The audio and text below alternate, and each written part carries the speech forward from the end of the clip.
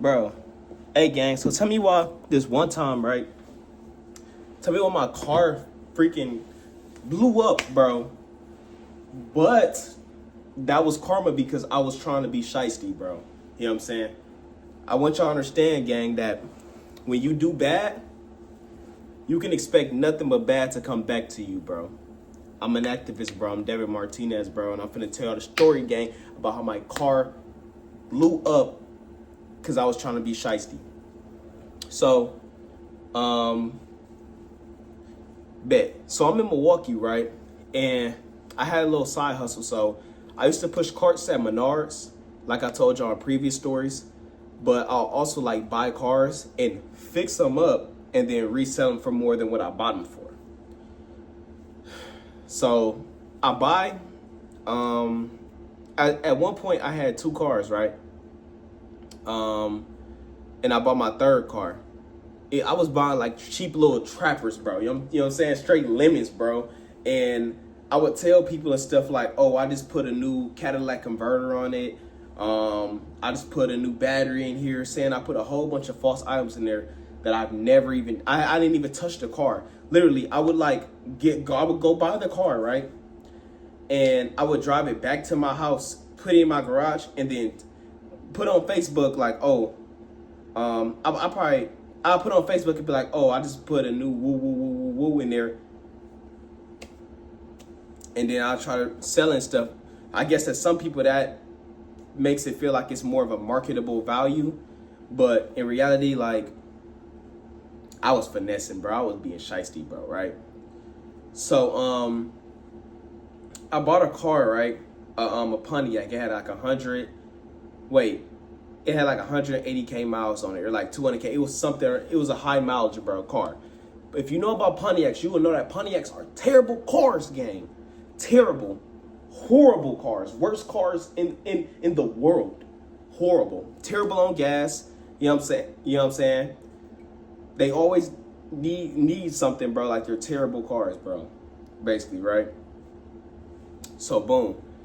I bought this car off this lady and stuff like that, and I took it to AutoZone and I had to put the scanner on it to see basically like what was wrong with it. I really didn't care if it was something wrong with it because I was gonna resell it anyway. This wasn't my personal car, so it said it had something wrong with like the fuel intake system or something of that sort. Had no idea what that means. Still don't to this day.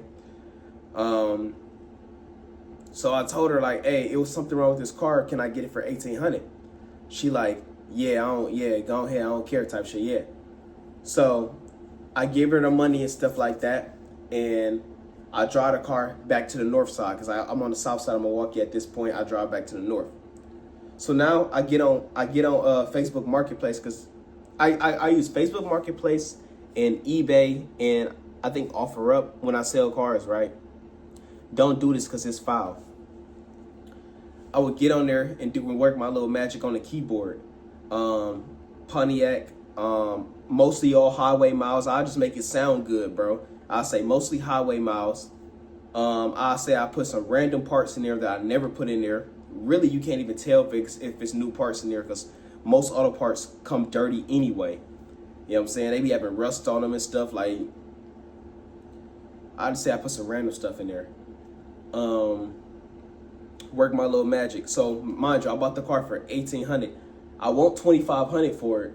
I say I want $2,700 for it, right? So I'll be like, hey, if you come get it within this week, I'll give it to you for $2,500. I'm making a $700 profit off a car that I ain't do nothing to. Nothing to. I did nothing to it. I think I put gas in that car one time, and I didn't even put like $20 in the car. I put like $10 in the car. You know what I'm saying? Just to get it back from the south side to the north side. I only drove it once. So this guy slides up on the north side. He like, hey, I'm down to buy it and woo woo. He like, can we meet Tuesday? I'm like, cool. So I get in, Tuesday come, right, gang? I get in the car and I drive to him, right? Now, mind you, I only drove the car once. I didn't even like test drive it, bro. I'm driving it and stuff, and it's driving slow. Like, it's doing weird stuff, bro. I never really like looked into it, bro, because I was gonna try to make like a quick flip. Like, you feel me? Like, as soon as I get it, I was gonna get it in. That was gonna be his problem and shit. I'm just kind of like the middleman at that point, because like literally, like I was gonna drive it 2 times, literally. So this karma, because God knew that I was doing shicey stuff, bro, and you can't be doing stuff like this to people. So I knew I was gonna go sell him a little. I knew it was something wrong with this car, obviously, bro, but I told him that it wasn't. I had my yeah, I knew it was something wrong with it. So I drive it to the man, and I get to like, I think off Lisbon, bro. He live in the hood, bro, in the gutter in Milwaukee, bro. Off Lisbon, like Burlock, something around that range. Not even Lisbon. I don't know where we was at. It was somewhere on Burlock. I pull up, and why the fuck? As soon as I get to his block, like this ain't nothing but karma, bro. As soon as I get to this man block, the car literally starts smoking. And it ain't even like a little bit of smoke too, bro. Like, it's like big fumes, bro. Like the shit was like gray smoke, like the shit was finna blow up. I don't know what I did. I don't know what happened. I don't know what caused that.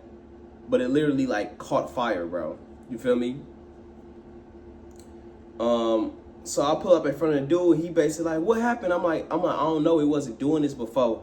Like, it literally just started smoking when I got to you. Like, directly when I seen the dude, that's when the car started smoking, bro. You feel me? So he like, man, what the fuck, bro? He was like, he put out the money and shit. He showed me the cash. He was like, bro, I was ready to get this car. He lift up the hood. All smoky, bro. All smoky, gang. Now, I spent my last on this car because it was kind of like a shake back. Because previously, about 2 or 3 weeks ago, my other car, because I had 2 Pontiacs, my other car got shot up. But that's a story for another time. We're gonna get to that later. My other car got shot up, and basically, I was basically trying to shake back, bro. So I was basically just being shicey, bro.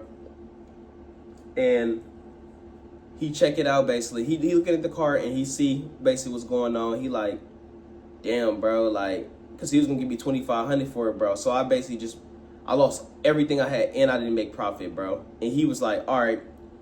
He was like, I know you young, basically, like you up and coming and stuff. Because basically I sold him a dream. I told him that I was a mechanic and I'd be working on cars. Don't know anything about cars. And that I did a lot to this car stuff, and I'm young and I be flipping car stuff. Don't do none of that, bro. You feel me? So he said he respect my hustle.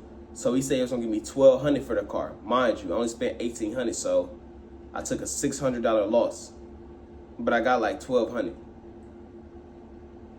So basically, I was still in the hole, bro. Like, I got a little bit of my money back, but I lost money basically, bro. So I basically just lost $600 for nothing, bro. Trying to be shiesty. So I'm in a worse predicament than I was before. So, he observed that I had my FN on me. At this time, I had a FN 5.7, bro. You know what I'm saying? People love those, bro. It's the little firearms that got like the little small little rifle bullets. 5.7 bullets, bro. They kind of like rifles. People love those because they're unique. So he basically was like, let me see it. So I show him it and woo woo. And he like, I got a homie that's obsessed with firearms. I'm finna call him up, and if you want to sell it, you know what I'm saying? Because I let him, because he like basically like, I know you in the hole and stuff like that. As I explained to him, like, this is my last. He was like, if you want to sell your firearm to my homie and shit, you could make your money back. I'm like, all right. His homie pull up, he see it, he observed, he cashed me out for it on the spot. So now I got basically everything that I started with I have no gun. And this low-key kind of shiesty too, because like, that goes to show you like that's love, bro. You know what I'm saying? Because I came there, mind you, I came there basically to shiest him out, bro. And he showed me love. He still gave me money for that car that caught on fire. And he found somebody on spot to for me to sell my shit to, bro, so that I can make profit. He didn't even have to give me no money for that car.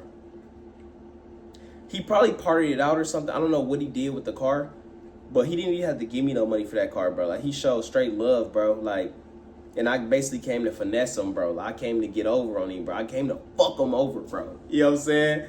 Like, that's what's funny. It's not funny, but it's fucked up, bro. Like,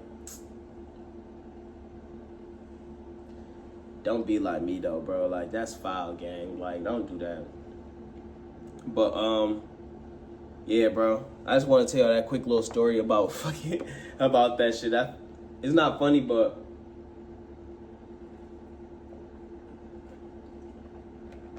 it's just karma, gang. Hey, it's life, bro. You can't do nothing about that. But, hey, that's my little story, gang. Love.